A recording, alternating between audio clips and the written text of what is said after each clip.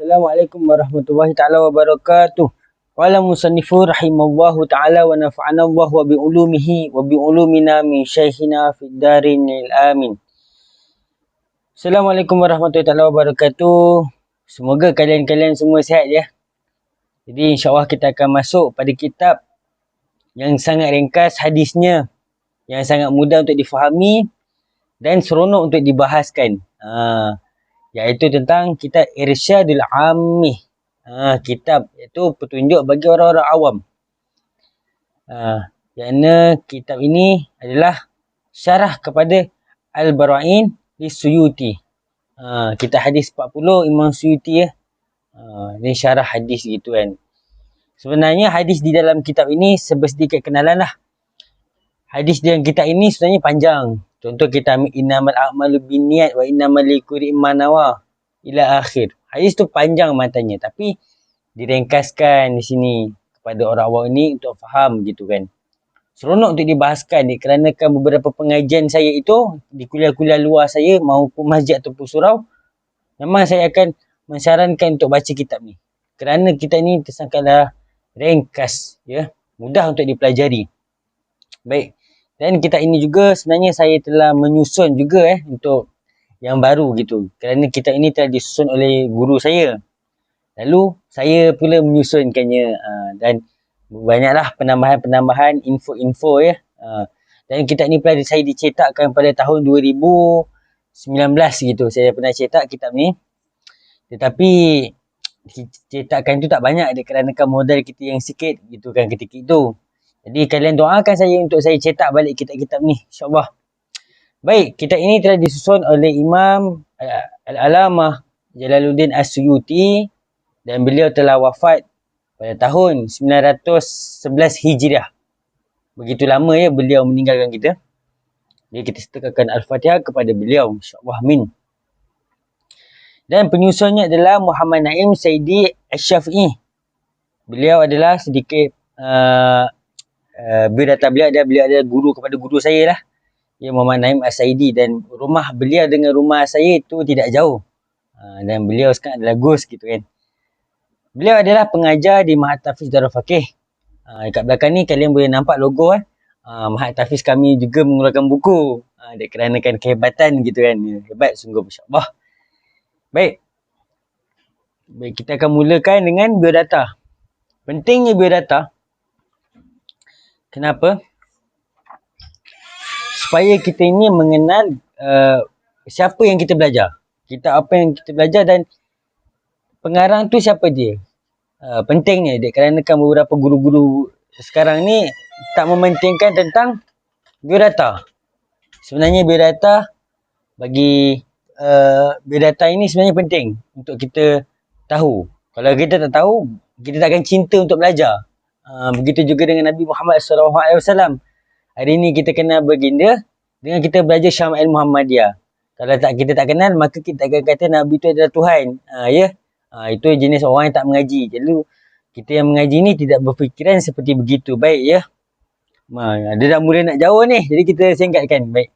Bismillahirrahmanirrahim. Biodata Imam Jalaluddin As-Suyuti. Beliau ialah Abdul Rahman bin Kamal bin Abdul Bakar As-Suyuti Asy-Syafi'i. Beliau telah dilahirkan pada tahun 18.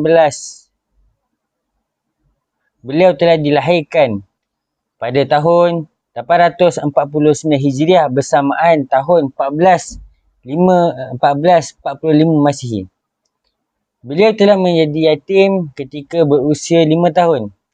Lalu beliau telah menghafal Al-Quran 30 juzuk khatam ketika mana beliau umurnya 8 tahun tuan-tuan. Bermakna tempoh dia menghafal tu tidak lama. Jangan membandingkan kita. Kerana kan kita ni usianya itu kan pemikirannya tu dah mula bercampur dengan suasana gitu kan. Lalu susah untuk menghafal. Maka beliau ni hebat gitu. Orang dulu kalau hafal Quran ni tu macamnya menghafal mukaddam gitu kan. Kerana mudah gitu. Bagi mereka, kerana mereka diberikan pilihan oleh Allah Subhanahu Wa Taala gitu kan. Selepas beliau menghafal Al-Quran, beliau menghafal matan-matan dan mula menyibukkan dirinya dengan mempelajari ilmu agama. Dan di antara guru-guru beliau adalah Jalaluddin Al-Mahalli yang telah wafat pada tahun 864 Hijriah. Dan Imam Bulqini pada tahun 868 Hijriah. Lepas tu Al-Imam Syarafuddin Al-Manawi pada tahun 871 Hijriah. Lepas tu Muhyiddin Muhammad bin Sulaiman Al-Kafiyaji pada tahun 879 Hijriah.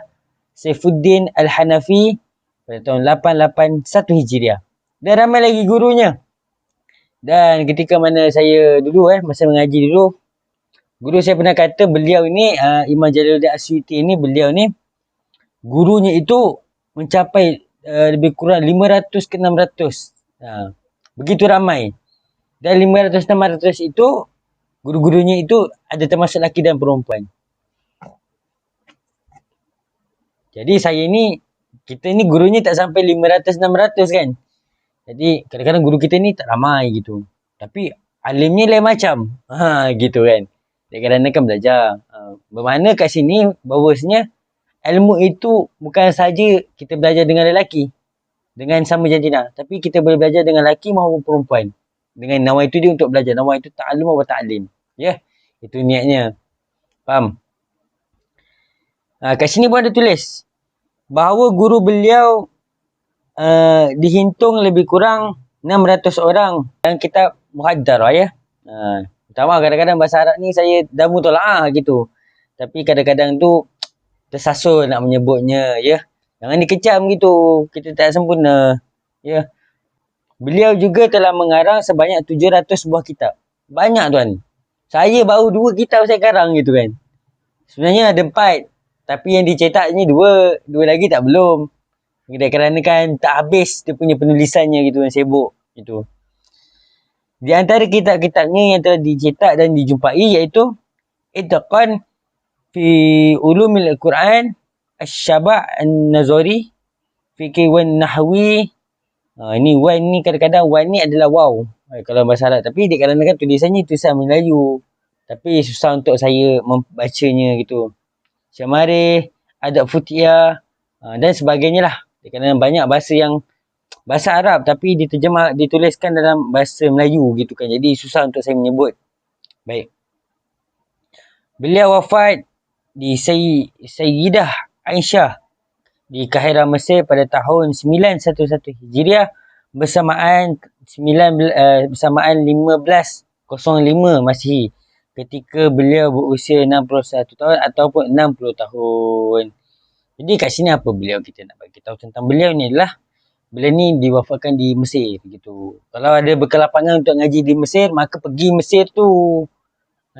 Pergi Mesir tu akan tahu insya-Allah kuburnya di mana, makamnya di mana, maka ziarahilah kerana kalian membaca kitab ini. Gitu ya. Baik.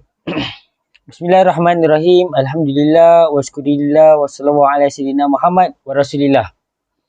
Ini ialah 40 hadis daripada hadis-hadis yang sahih dan hadis-hadis yang hasan yang telah aku kumpulkan dan di dalamnya membicarakan tentang hukum syariah, kelebihan amal, kezuhudan dan selainnya kerana beramal dengan hadis yang menyebutkan tentang perkara ini. Moga-moga Allah Subhanahu Wa Taala itu dan kemuliaannya Allah Taala itu akan membangkitkan diriku ini kelaknya bersama kumpulan para alim ulama. Ni kata guru saya. Ya, kata Gus Naim lah. Dikarenakan beliau menulis ini supaya mendoakan beliau dan juga si pembaca dan juga si pelihat video ini untuk apa dia beramal sama-sama. Kerana ni doa gitu kan. Saya bukan reka-reka gitu. Dan kerana kitab ni saya belajar 2-3 kali dan saya sendiri telah menghatamkan lebih kurang hampir 6 kali sebenarnya. 6 kali bacaan sendiri. Kalau mengajar-ngajar tu banyak kali dah khatam dah gitu ya.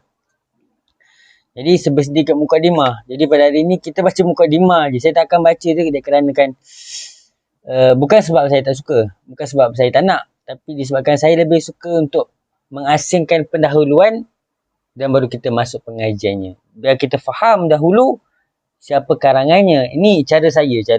Kerana kan orang tu banyak-banyak caranya. Tapi ni cara saya. Makanya itulah sedikit ya. Maka kita akhiri dengan tasbih kifarah dan doa subhana wa bihamdi asyhadu an la ilaha illa anta wa astaghfiruka wa atubu ilaik. Wassalamu ala sayyidina Muhammad wa ala alihi wasallam walhamdulillahi rabbil alamin. Ada salah silap minta maaf. Kadang-kadang kita manusia lemah. Assalamualaikum warahmatullahi taala wabarakatuh.